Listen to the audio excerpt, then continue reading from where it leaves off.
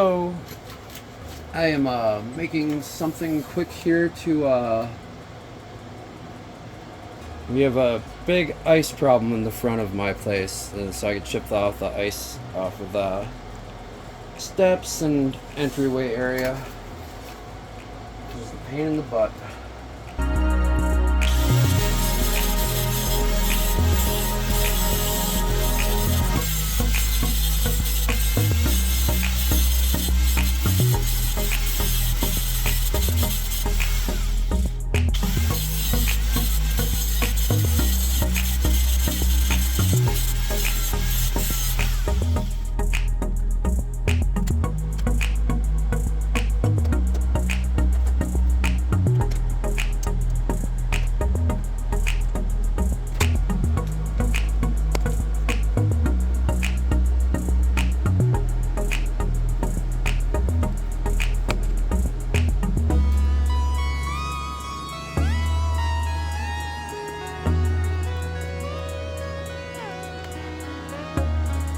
Anyways, I just cut a notch into this. I've got a piece of 3/16 mild steel here,